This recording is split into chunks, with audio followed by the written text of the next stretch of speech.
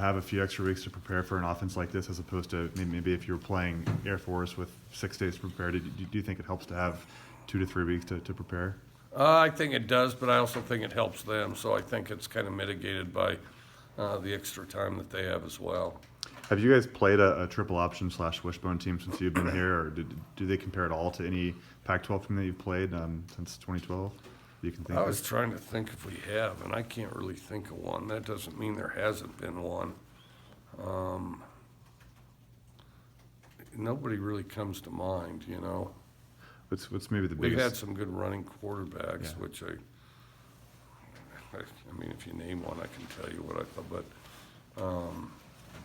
I can't think of one. You know, it is unique offensively, and it's one that I like the best too. What's maybe the biggest key in stopping it? Is it just being able to follow the ball, or keep track of 3 different Everybody guys? doing their job. Everybody's got to do their job.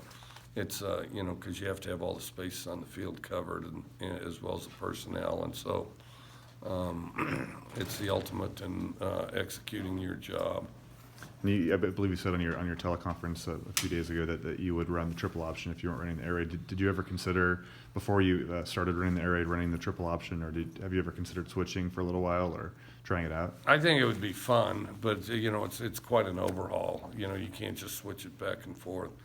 I think it's an awfully big overhaul.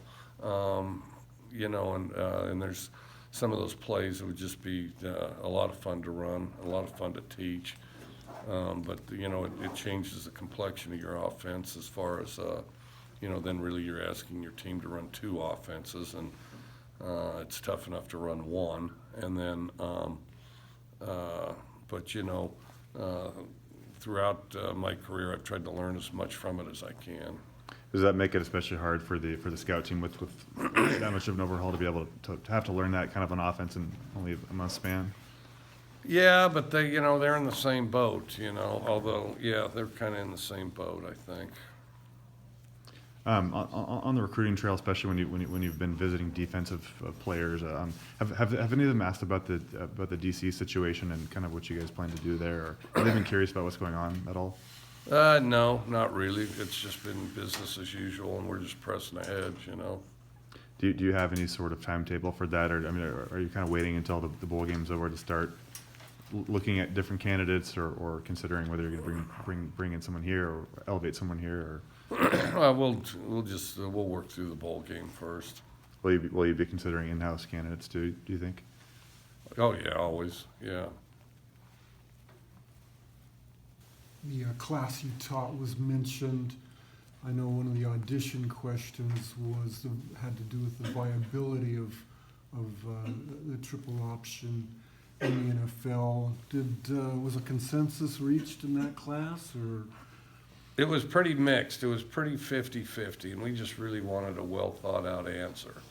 I think it would work in the NFL. I think it'd be very difficult for teams to prepare for a triple option team. I do think you'd go through some quarterbacks, and you'd have to make sure that all your quarterbacks could run. However, you could get guys like that. I mean, you could get some great option quarterbacks, and you know, because there's not a big a value to them with regard to the NFL. So yeah, I mean, you would definitely have the pick of you know, guys that would have that skill set, and honestly, it wouldn't be very expensive to draft them either, if you even had to draft them. And then, but it's not if they get injured; it's when they get injured. You better have another guy that's able to do that sort of thing. So I don't think you'd want to have quarterbacks where it's mixed, where you got the drop back guy and the option guy. I think you want all 3 of them to be option guys, and yeah, I do think it would work. During the course of this season, did you end up seriously considering using any of those student plays? You know, we got a pretty good little arsenal of them. A lot of them were kind of trick plays, and we, you know, we really didn't run many of them, but we had, kind of referenced them a little if we were thinking about a trick play, which we didn't break out too many trick plays this year. Yeah, was Big Gulp on the table? Was it in the mix? For Yeah. possible use? Yeah, it was, and then, about the time we were gonna do it, Arcanado got nicked up, so we didn't do it, or we'd be way ahead or something, so we didn't do it, but, yeah, it's definitely something to consider. This bowl game seems to be highly regarded. It tends to be highly ranked. Do you remember what makes it distinctive? I don't know, I just know they do a really good job, because they've done bowls for a long time. And it's, the group that does the Fiesta Bowl, and they really do a good job, so. And, I know a lot of those guys because they put on the deal in Phoenix where all the head coaches and ADs show up, and they do a tremendous job with that. So I know a lot of the people, the bowl officers and things like that. But I just think really the experience level that they have as far as putting together a bowl, I mean, you learn something from each one, and they have a lot of experience at it. Do any of your defensive guys have much experience game planning against that kind of triple option? Yeah, they have some. Both at one point in time or another. Rock did some at Buffalo and things like that. So Do you see the triple option at all at the high school level now, or is it? a little bit, Yeah. a little bit, not as much. Do you see it more in certain states than other states, or is it just more random? I think it's more random. That's a good question. If it's more in some states than another, I find it to be more random. Before it was the Cheez-It Bowl, it was the Cactus Bowl, and then I think it was the Insight Bowl, and you guys obviously played in that game in '06. What are your memories about that? And you guys had the giant comeback, and I think McBath was playing for you, and Huffman and Graham Harrell. Do you remember that game? Oh yeah. Well, they won the first half. We won the second half. It was a wild game, a really wild game.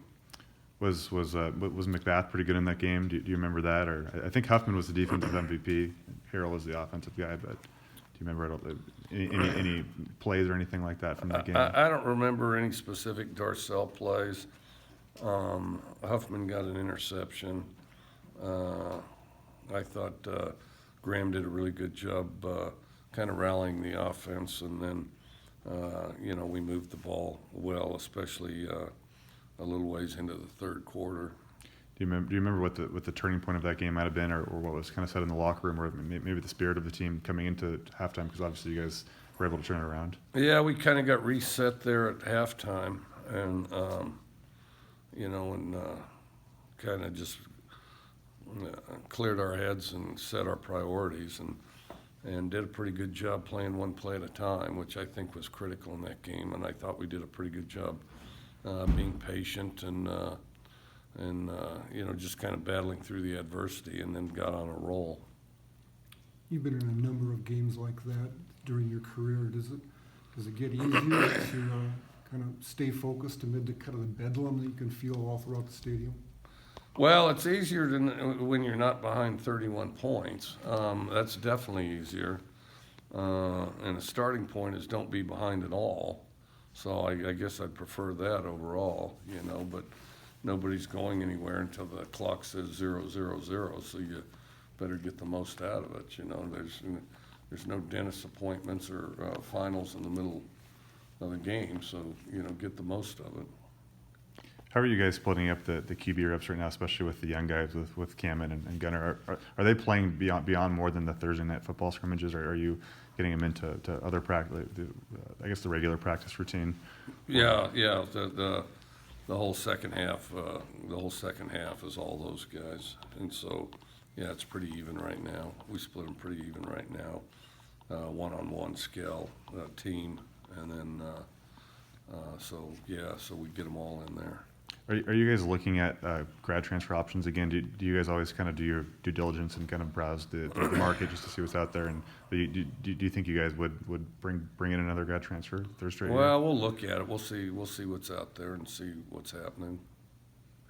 Joe asked you about Cheez-Its. Do you have maybe a top 4 cracker power rankings? Your top 4 crackers? Well, for now, it's certainly Cheez-It would have to be the number one, I think.